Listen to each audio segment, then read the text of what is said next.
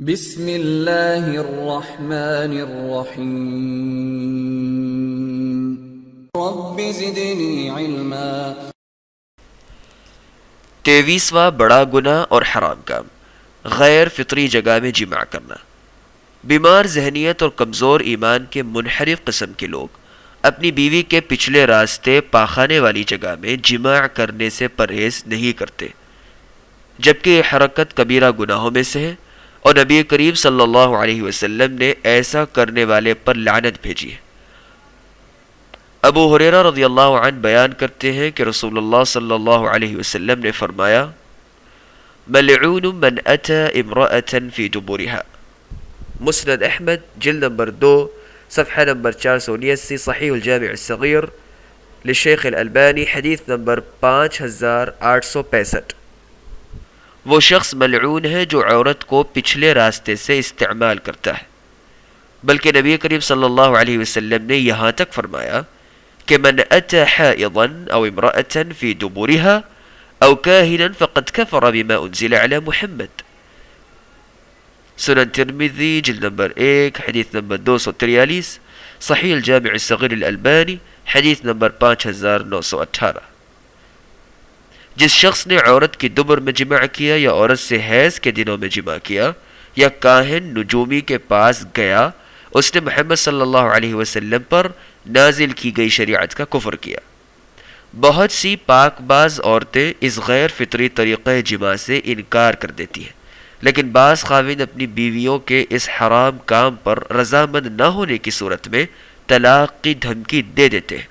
اور بعض عورتیں جو علماء سے ایسے مسائل پوچھنے میں شرم محسوس کرتی ہیں، ان کے خاوند دھوکے بازی سے انہیں یہ باور کرانے کی کوشش کرتے ہیں کہ غیر فطری جگہ میں جماع حلال اور جائز ہے، اور اللہ تعالیٰ کے اس فرمان کو بطور دلیل پیش کرتے ہیں۔ نساؤکم حرث لکم فأتوا حرثکم انا شئتم، سورۃ البقرہ آیت نمبر 223۔ تمہاری بیویاں تمہاری کھیتیاں ہیں، تم اپنی کھیتیوں میں جس طرح چاہو آؤ۔ جابر رضی اللہ عنہ بیان کرتے ہیں،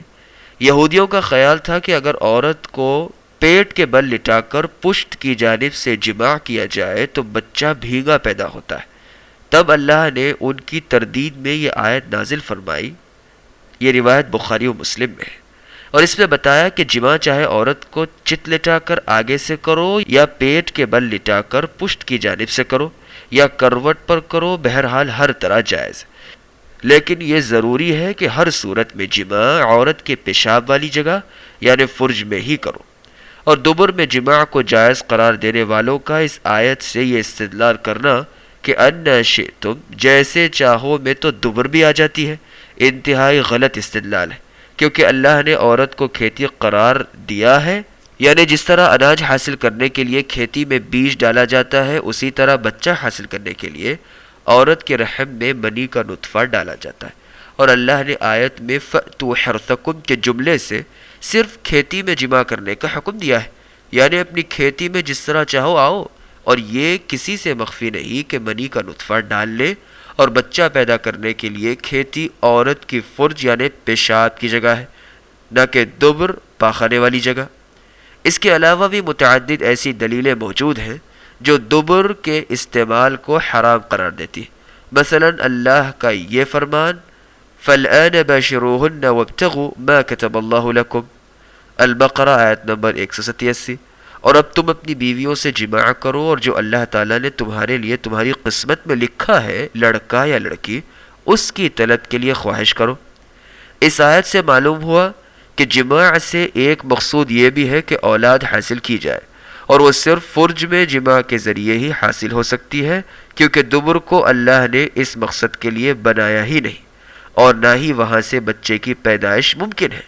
تو اس آیت کا مطلب یہ ہوا کہ اب تم اپنی بیویوں سے جماع کرو، اور یہ جماع بچہ حاصل کرنے والی جگہ میں ہی ہونا چاہیے جو کہ فرج ہے۔ نیز اللہ نے فرمایا فَإِذَا تَطَهَّرْنَ فَأْتُوهُنَّ مِنْ حَيْثُ أَمَرَكُمُ اللَّهُ، سورۃ البقرہ آیت نمبر 222۔ جب عورتیں حیض سے پاک ہو جائیں تو ان کے پاس آؤ، جماع کرو جہاں سے اللہ تعالیٰ نے تمہیں اجازت دی ہے، یعنی ان کی فرج سے۔ عبداللہ ابن عباس اور دیگر مفسرین نے اس آیت کا یہی مفہوم بیان کیا ہے کہ تم اپنی عورتوں کے پاس ان کی فرج سے آؤ اور شرمگاہ سے تجاوز کر کے پاخانے والی جگہ کی طرف مت بڑھو۔ تفسیر ابن کثیر اور تفسیر اضواء البیان۔ علامہ قرطبی رحمہ اللہ نے زیر بحث آیت فَأْتُوا حَرْثَكُمْ أَنَّ شِئْتُمْ کی تفسیر میں ذکر کیا ہے کہ رسول اللہ صلی اللہ علیہ وسلم سے 12 صحابیوں نے مختلف الفاظ کے ساتھ صحیح اور حسن درجے کی مشہور حدیثیں نقل کی ہیں، جن میں یہ صراحت موجود ہے کہ جماع کے لیے عورتوں کی پاخانے والی جگہ کو استعمال کرنا حرام ہے، اور یہ حدیثیں امام احمد بن حنبل، ابو داؤد، نسائی، ترمذی وغیرہ نے بیان کی ہے۔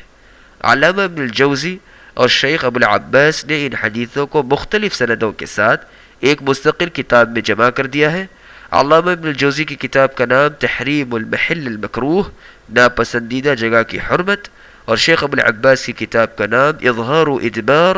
من اجاز الوطء فی الادبار،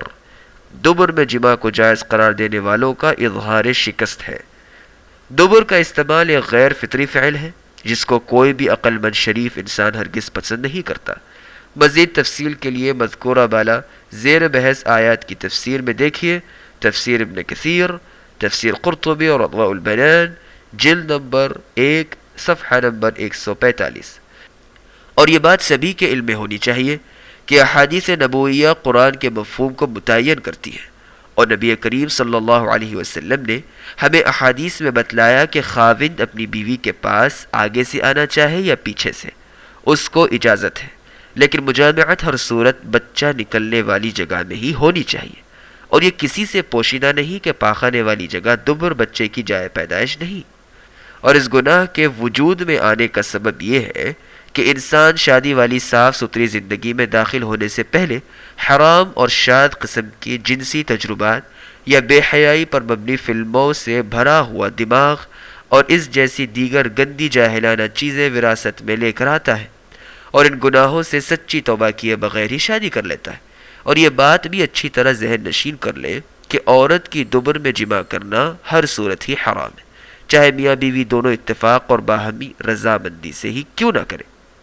کیونکہ کسی حرام کام پر باہمی رضامندی اس کو حلال نہیں بنا دیتی۔